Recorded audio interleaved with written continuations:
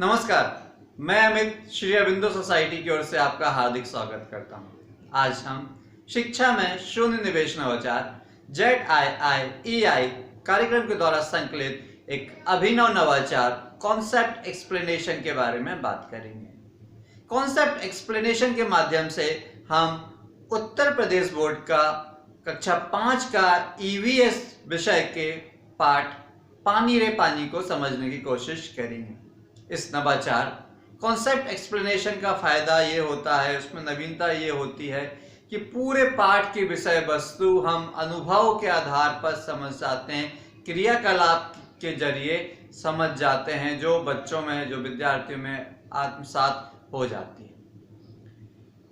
जब ये क्रियाकलाप करना होता है, जब ये नवाचार करना होता है, तो शिक्षक जब कक्षा में जाते हैं और बोलते हैं कि आज हम एक पाठ पढ़ने वाले हैं और ये पाठ हम पाठ्य पुस्तक से नहीं पढ़ेंगे बल्कि एक्टिविटीज करके पढ़ेंगे, तो चलिए हम एक्टिविटी करने के लिए मैदान जाते हैं, प्रांगण जाते हैं और शिक्षक बच्चों को मैदान में ले जाते हैं और प्रांगण में ले जाते हैं। फिर उसके बाद उनको कोई भी खेल, कबड्डी, खो खो या दौड़ लगाने, इस प्रकार की कोई भी एक्टिविटी कराते हैं और एक्टिविटी करवाने के बाद वो उनसे पूछते हैं क्या आपको प्यास लगती है, क्या आपको प्यास लगी है।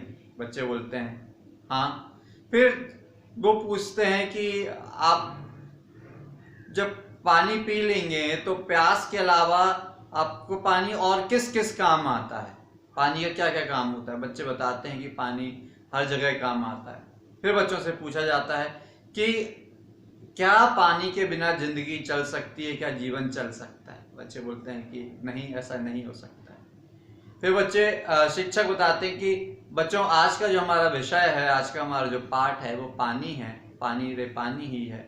इसके बारे में हम समझने की कोशिश करेंगे। फिर शिक्षक बच्चों को उसी मैदान में एक 3-4 लाइन खींच देते हैं, लकीर बना देते हैं, छोटी सी लाइन बना देते हैं और वो लाइन से जुड़ी हुई सारी लाइनों एक गड्ढे में जोड़ती हैं और एक गड्ढा बना देते हैं और लाइन में थोड़ा सा वो पानी डाल देते हैं जो बहते हुए उस गड्ढे में आ जाता है। इस प्रकार से वो बताते हैं कि किस प्रकार से पानी, ये जो लाइन है ये नदियों के समान है और नदियों में ये पानी आता है और फिर गड्ढा जो है एक समुद्र के समान है और पूरी सारी नदियों का पानी समुद्र में जाके मिल जाता है।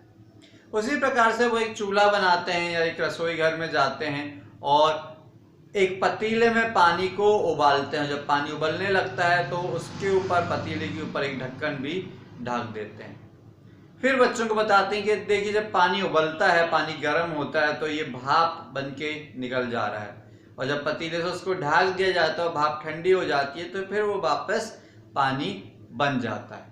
इस प्रकार से वो बाष्पीकरण की पूरी प्रक्रिया बच्चों को समझाते हैं, किस प्रकार से हमारी नदियों का, समुद्र का पानी जब गर्म होता है तो बाष्प बन के बादल बन जाता है और फिर वो ठंडा होने के बाद फिर बारिश के रूप में वापस आ जाता है और नदियों से वापस आता है, वो जो लकीर रूपी नदियां थी उनसे वापस आता है और फिर गड्ढे में, मतलब समुद्र में आ जाता है और फिर बाष्पीकरण करके वापस सूर्य से वो चला जाता है। तो इस प्रकार की प्रक्रिया चलती रहती है। फिर उसके बाद वो रसोई में, किचन में उनको जब खाना बनता है तो वहाँ पे सब चीज़ों को पूछते हैं वो क्या बन रहा है, दाल, चावल, रोटी या अलग अलग चीज़ों के नाम पूछते हैं। इसके बाद वो शिक्षक उनको और आगे चीज़ें बताते हैं कि जैसे ये रोटी, चावल, दाल, ये संज्ञा हैं, इनके नाम हैं। फिर रोटी कैसी है, चावल कैसा है, उसकी कोई विशेषता होती है कि अच्छा है, कच्चा है, पक्का है, वो संज्ञा की एक विशेषता हो गई, संज्ञा विशेषण हो गया। इस प्रकार से उनको समझाते हैं।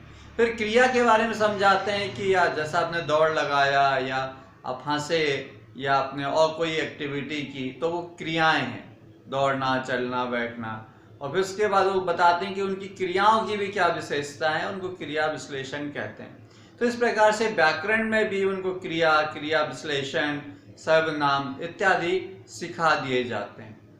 तो ये एक्टिविटी के माध्यम से, खेल के माध्यम से, कॉन्सेप्ट एक्सप्लेनेशन के माध्यम से, बिना पुस्तक की, बिना पाठ्य पुस्तक उपयोग किए शिक्षक पूरे पाठ की अवधारणा बच्चों को समझा सकते हैं और व्याकरण में जो है वो भी समझा सकते हैं, अलग अलग शब्दों का उपयोग करना सिखा सकते हैं। तो ये इस प्रकार का नवाचार बच्चों के बीच में बहुत लोकप्रिय हो जाता है, बच्चों को भी बहुत फायदा होता है और शिक्षक को भी बहुत फायदा होता है। उम्मीद है कि आपको ये वीडियो पसंद आया होगा और आप अपने स्कूल में, कक्षा में और विद्यालय में इसका क्रियान्वयन जरूर करेंगे। और यदि आप ये वीडियो फेसबुक पे देख रहे हैं तो ZIIEI का फेसबुक पेज जरूर लाइक कीजिए। यदि आपने यूट्यूब चैनल ZIIEI का अभी तक सब्सक्राइब नहीं किया है तो उसको जल्दी से आप सब्सक्राइब कर लीजिए। नीचे डिस्क्रिप्शन पे एक इनोवेटिव पाठशाला मोबाइल ऐप का लिंक है, उस लिंक को आप इस लिंक पर जाके गूगल प्ले स्टोर से उसको इंस्टॉल कर सकते हैं, डाउनलोड कर सकते हैं और इसी प्रकार के दिलचस्प और मज़ेदार और रोचक नवाचार आप प्राप्त कर सकते हैं और उसका उपयोग अपने विद्यालय में, कक्षा में कर सकते हैं। वीडियो देखने के लिए बहुत बहुत धन्यवाद। नमस्कार।